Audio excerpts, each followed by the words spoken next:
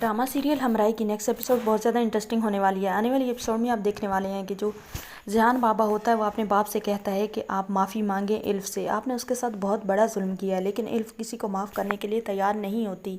अब तो ज़ियान बाबा इल्फ़ की गाड़ी का नुकसान भरने के लिए उसे पैसे भी देता है, लेकिन सारे के सारे वापस उसके मुँह पर मार देती है।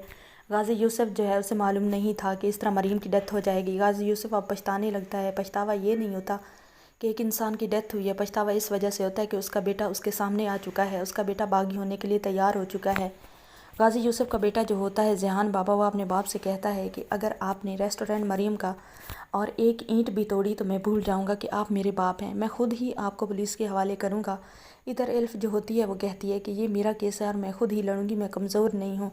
एल्फ़ भी एक अच्छी डॉक्टर है और उसके अच्छे बड़े बड़े डॉक्टर्स से उसके लिंक हैं, तल्लुकात हैं, क्योंकि हॉस्पिटल में जब ओपीडी में वो जाती है तो सारे बड़े बड़े डॉक्टर्स से उसका वास्ता पड़ता है। तो अब एल्फ़ ये सोचती है कि उसे ये केस खुद की बिना पर लड़ना चाहिए, उसे इस ख़ानदान का कोई भी एहसान नहीं लेने की ज़रूरत। लेकिन दूसरी तरफ जो है ज़ियान बाबा, उसे तो अब पता जब से चला है कि ये मरीम की बेटी है, उसे तो दिली हमदर्दी हो चुकी है एल्फ़ से। वो कोशिश करता है कि एल्फ़ को हेल्प दे सके, लेकिन एल्फ़ जो होती है वो उसकी हेल्प लेने के लिए इनकार कर देती है। एल्फ़ की जो दोस्त होती है वह एल्फ़ से कहती है कि तुम ये सब केस नहीं लड़ पाओगी, तुम अकेली हो और ये बहुत बड़े लोग हैं और फिर गुंडे हैं, इनके पास तो पैसा भी बेइंतहा है।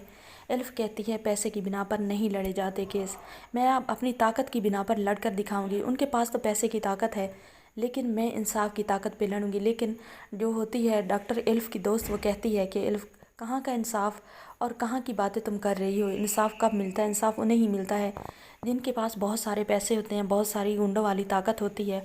एल्फ़ ये बात सुनकर घर आ जाती है, बहुत ज़्यादा मायूस होती है, अपनी माँ की तस्वीरें देखकर रो रही होती है।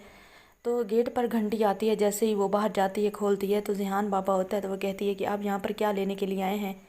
ज़ियान कहता है कि मैं आपके पास इसलिए आया हूँ ताकि आपको तसल्ली दे सकूँ, मैं आपके हमेशा के लिए आपके साथ हूँ, आपको बिल्कुल परेशान होने की ज़रूरत नहीं है। जब भी आपको किसी किस्म की हेल्प चाहिए होगी मैं आपका साथ दूँगा और आप बिल्कुल ही भी बेफिक्र हो जाएं। मैंने रेस्टोरेंट तोड़ने से बचा लिया है, मैंने स्टे ले लिया है और मैंने सबको रोक दिया है। एल्फ़ चिल्लाती है ज़ियान बाबा पर, उसे कहती है कि आप दफ़ा हो जाएं यहाँ से, आप गाज़ी यूसुफ के गुंडे हैं, उसके बंदे हैं, उसके बेटे हैं। नफ़रत है मुझे गाज़ी यूसुफ से और आपसे, आप जैसे आवारा लोगों से जो कि अपनी ताकत के बलबूते पर एक लोगों का खून चूसते हैं। एक ऐसा तबका है जिसका खून आप जैसे लोग चूसते हैं।